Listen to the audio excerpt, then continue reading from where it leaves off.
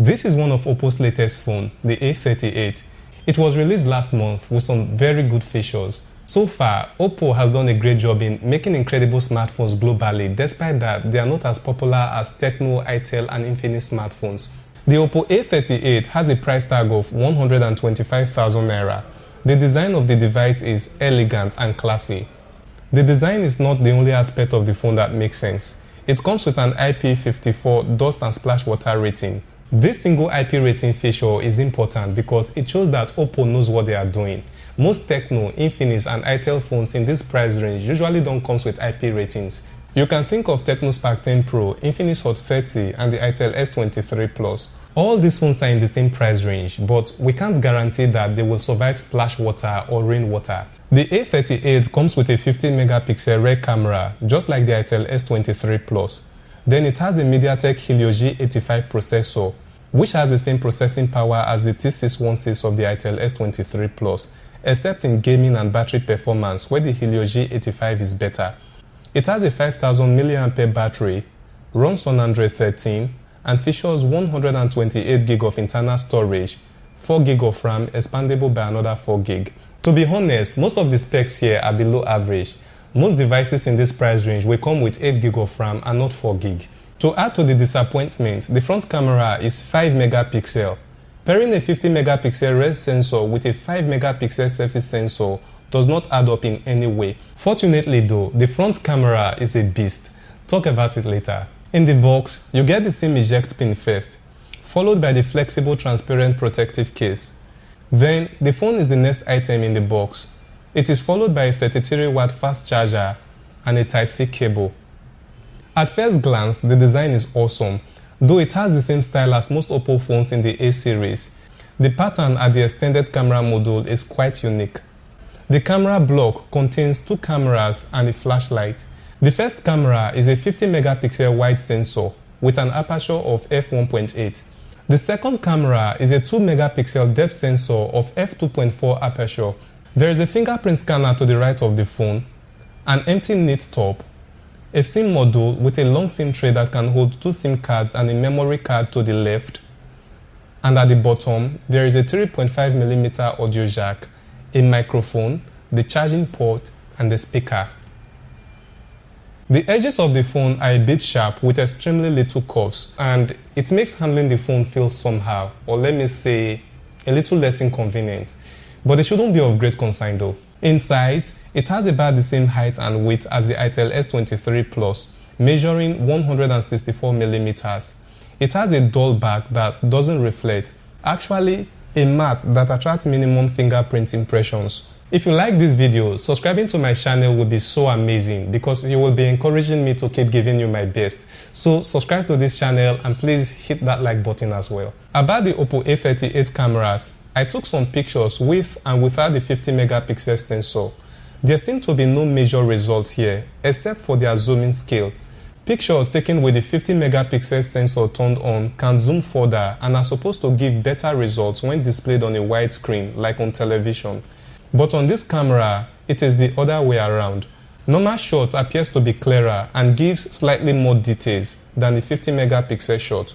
One major reason why a lot of people will buy this phone is because they hear that it has a big 50 megapixel camera. I'm guessing that a lot of users will be disappointed when they find out that this 50 megapixel camera does not offer any unique difference. It supports only 5 times zoom instead of the average 10 times zoom on most phones.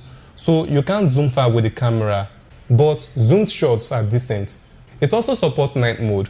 Unfortunately, this is just another waste of time. I will recommend using the flashlight in close range shots. Then I tried the camera depth feature since both the 50 megapixel and the 2 megapixel sensors have different apertures. This is supposed to make the extent of their blur effect different. In all these tests, whether I focus on the subject or on the background, I get the same result. Maybe there is a slight difference, but the difference is too small to notice.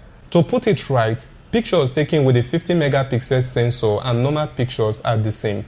I also went further to blindfold the second camera, which is the 2 megapixel sensor, and see if there would be any difference. Unfortunately, there is none. The blur effect is still as real as normal. Usually, the secondary camera on most phones is the depth sensor. It doesn't mean that the primary camera cannot blur objects in frame. Yes, it can, but the secondary camera is supposed to enhance this feature. That is why it is called the depth sensor. But from what I see here, this secondary camera seems not to be doing its job.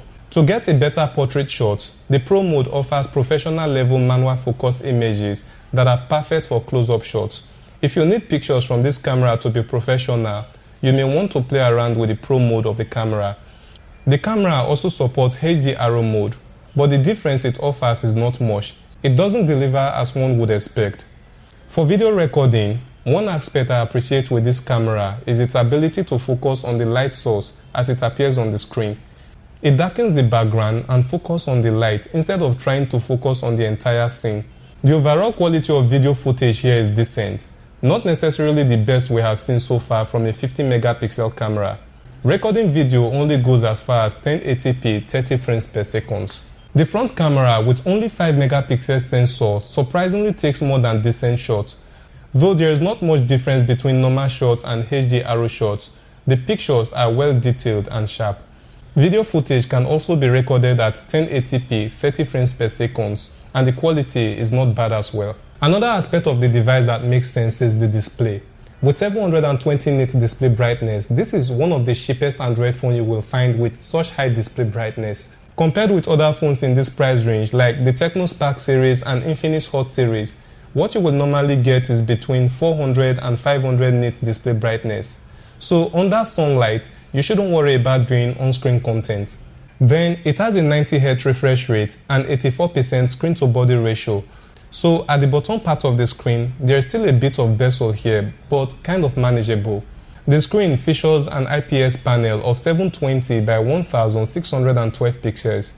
Even though it is not as vibrant as an AMOLED display, you will still get a nice experience watching a movie with the A38. The speaker on the phone is very loud because you can practically increase the volume up by 300%. Here's how audio sounds like on the phone.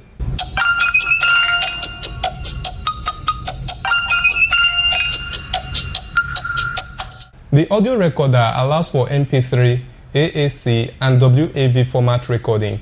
With WAV format selected, you will get much better audio sound with less background noise. This is the audio recording test from the Oppo A38 audio recorder, and I'm using the WAV audio recording format.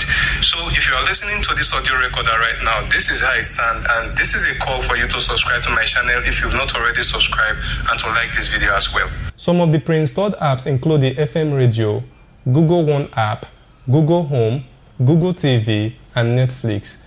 There is also a pre-installed game called Stack Bounce in the Games app. Kind of an exciting game. As for the battery charging, at the time I plugged the charger in, the battery was at 49%. 10 minutes of charge added extra 15%, making it a total of 64%. This is fast for a 125K device. One single charge took me more than the entire day, but no heavy usage. It is safe to conclude that the battery performance is on the average. My experience on the overall performance of the phone is so nice. No overheating, no lagging, no slow performance, and even when you are multitasking, it still responds fast. The Oppo A38 might have its own weaknesses, and we are not even used to Oppo devices that much. But in its own way, the A38 is one hell of a reliable device. Let me know what you think in the comment section. Click this guide to subscribe to my channel. Don't forget to like this video, and I will see you around.